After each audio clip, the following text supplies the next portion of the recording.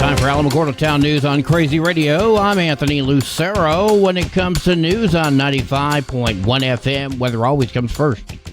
As the low-pressure system begins to move away into southern Canada, the trailing cold front will become nearly stationary across the southern plains, where the next phase of severe weather and excessive rainfall is forecast to emerge. It appears these threats are going to expand towards the mid-Mississippi Valley tonight, where thunderstorms will tend to be slow-moving. Another upper trough brings the next round of mountain snows and low-elevation rain into the northwest, before overspreading the northern Rockies by tomorrow. High temperatures in these regions are also expected to remain on the cooler side and maybe 10 to 25 degrees below average. For areas south and east of the main storm system impacting the central U.S. this week, highs are expected to soar above average and into potentially record-breaking territory for certain spots. Widespread highs into the 80s and low 90s are forecast from the Midwest and deep south into the Northeast, with mid to upper 90s and triple digits in parts of South Texas into the southern high plains. This heat could be particularly dangerous for people dealing with a loss of power in parts of Texas. Warm overnight temperatures will offer little relief in high humidity, which could lead to a heat index of over 110 degrees.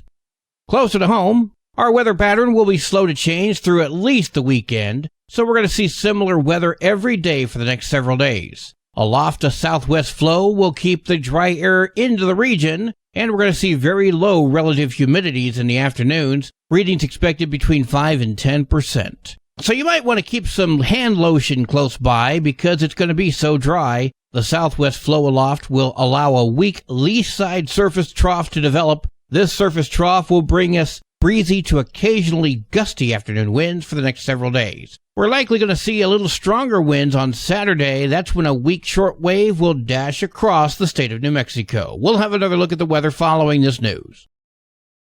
At last check, the Moser fire was 4 miles east of Cloudcroft and was at 145 acres with 0% contained. However, containment lines were built yesterday, and they are holding. Crews have built containment lines around approximately 80% of the fire. Areas from mile marker 21 to 23 on the north side of Highway 82 are mandatory evacuations. This includes Alpine Road, Hollywood Boulevard, Pine Lodge Loop, Wildwood Loop, and all roads connected to these main roads. There are no evacuations ordered within the village of Cloudcroft at this time.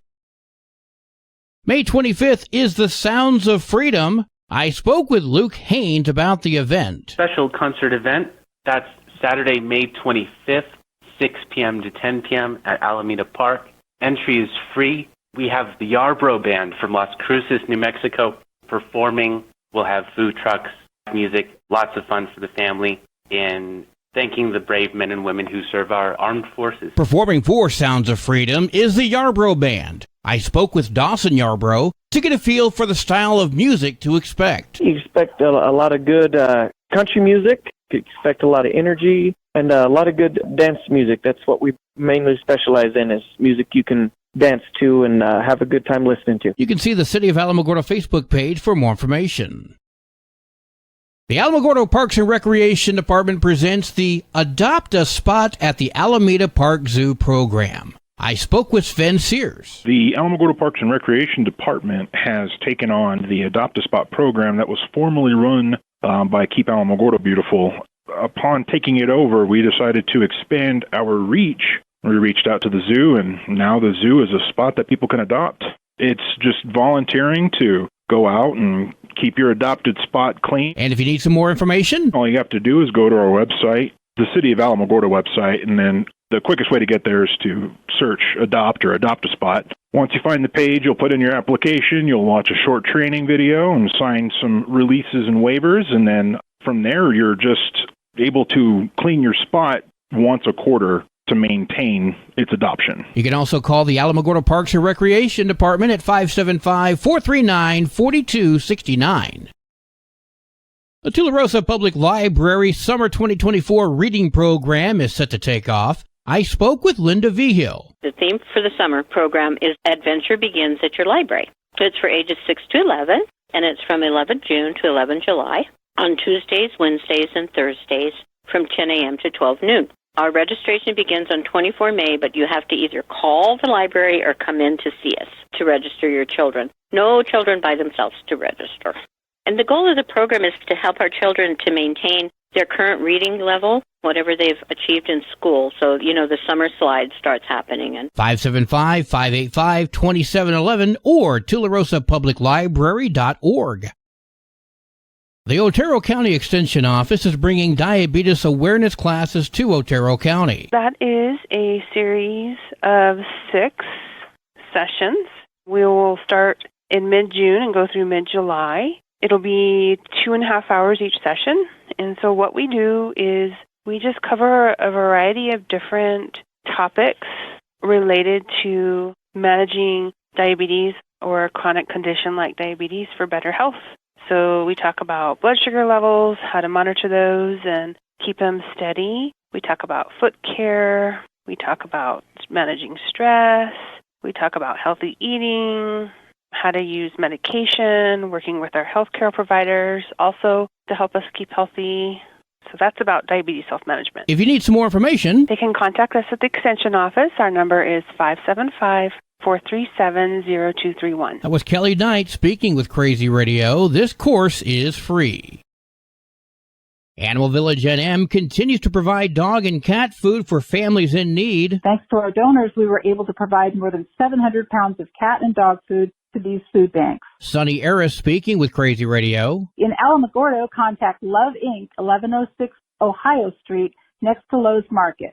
In Ruidoso, contact Lincoln County Food Bank, 138 Service Road, for times and days of operation. More information is available by visiting animalvillagenm.org. Kitty City will be at the mall this Saturday along with Animal Control. Come to the White Sands Mall Saturday from 10 a.m. to 4 p.m. Kitty City and Alamogordo Animal Control will have both cats and dogs available for adoption. Kathy Denton from Kitty City. The Kitty City, New Mexico Facebook page has details. The website has profiles of available cats. On Sundays, you might see people dressed in medieval outfits at the park. I wanted to know more, so I contacted Nicholas Hunter of the Shire of White Mountain. That's the local group of the Society for Creative Anachronism. It is a group of historical enthusiasts that make it a point to recreate characters and way of life from 600 to 1600 AD. So basically medieval and Renaissance times. It basically is comprised of a lot of different hobbies and crafts, anywhere from cooking and camping to fencing and fighting, clothes making, brew making, and it's really just a lot of fun. If you want to take part or maybe learn some more, we do have a local a Facebook page for our local group. It's called Shire of White Mountain. That's a Facebook group. But if anybody is just looking for more information on the organization at all, SCA.org is probably the best website. You can hear this interview in its entirety on the Crazy Radio YouTube channel. The city of Alamogordo announces that the Oregon basketball courts have reopened and they've been newly resurfaced. The reopening of the basketball court follows the opening of the brand new Oregon pickleball courts last week. News from around the state in just a moment. This is Alamogordo Town News on Crazy Radio. I'm Anthony Lucero. Directory Plus is the right size book. It's the book if you need a phone book. That's what just one person has to say about Directory Plus. With its red cover, features, colorful yellow pages, and lots more, it's no wonder people all over use Directory Plus. It has so much more information. You can cross-check phone numbers or addresses or pretty much anything. Look on the plus side, Directory Plus. I'm a big fan of Directory Plus. Local news from local perspectives, from local voices. AlamogordoTownNews.org. Local sports, local events, and local happenings and more. Nonprofit owned and operated by Second Life Media. We are Otero County. AlamogordoTownNews.org. Heard daily on Crazy KALH Radio 95.1. After a months-long investigation, the New Mexico Department of Justice has arrested an Albuquerque man accused of distributing child pornography. According to the Department of Justice, 36-year-old Jonathan Anzures was arrested late last week on accusations of distributing that child porn on a network called BitTorrent. Anzures has been charged with possession and distribution of child sexual abuse material of children under the age of 13 and is currently booked in the Metropolitan Detention Center.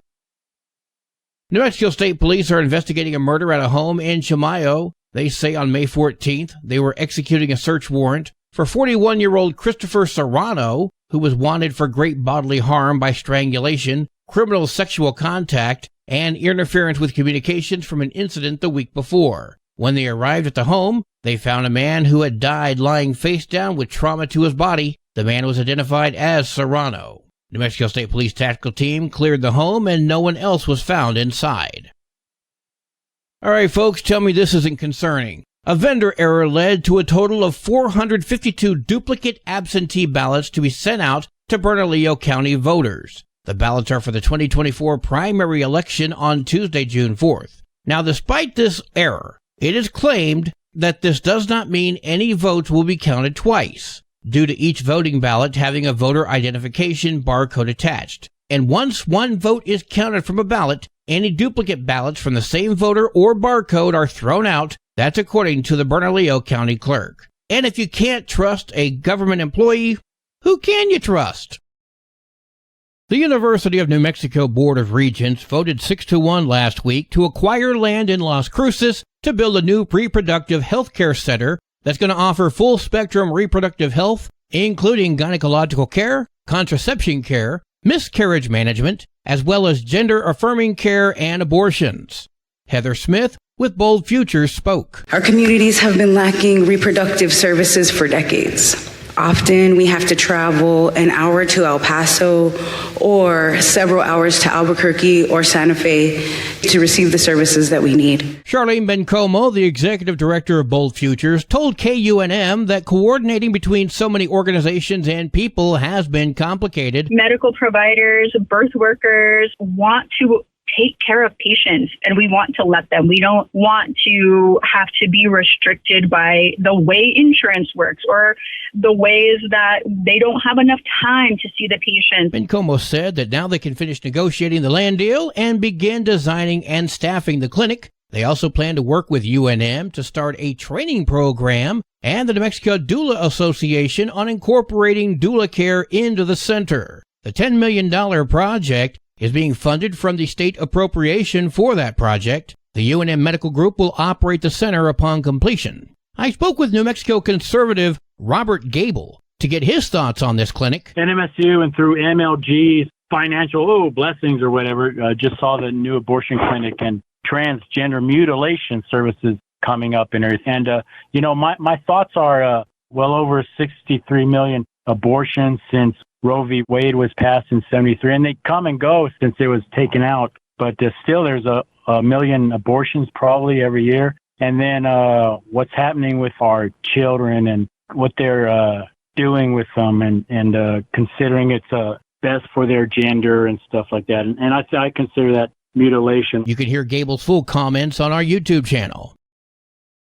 Each year, the U.S. Census Bureau compiles data on public employment. The latest numbers reveal New Mexico's government workers, on average, are paid below the U.S. average for state and local government employees. The data comes from state and local governments and covers the month of March 2023. In that month, New Mexico had over 41,000 full-time government employees who were paid an average of $6,000 a month, where the national average is around $6,300. Your Crazy Radio spot on weather forecast for the Tularosa Basin today calls for sunny skies, winds gusting as high as 21 miles per hour. Tonight, mostly clear, winds gusting as high as 22. Sunny tomorrow, winds gusting as high as 25. Your high today in the basin, 88. Low tonight of 57. High tomorrow, 86 degrees. In Cloudcroft, sunny skies today, winds gusting at 29 miles per hour. Mostly clear tonight, winds gusting as high as 30. Sunny tomorrow, winds gusting as high as 34. Your high today in Cloudcroft, 66. Low tonight of 43. High tomorrow, 64 degrees. Local breaking news can be found on our website, alamogordotownnews.org, and you can learn more about Crazy Radio by visiting kalhradio.org. Also, check out the Crazy KLH Radio YouTube channel. That's where we post our daily newscasts, complete interviews, and other information which concerns everyone in the Tularosa Basin. Be sure to give this video a like and subscribe to our channel if you've not done so already. That way you too can remain informed of the goings-on in the Tularosa Basin. Well, that concludes today's edition of Alamogordo Town News on Crazy Radio. I'm Anthony Lucero.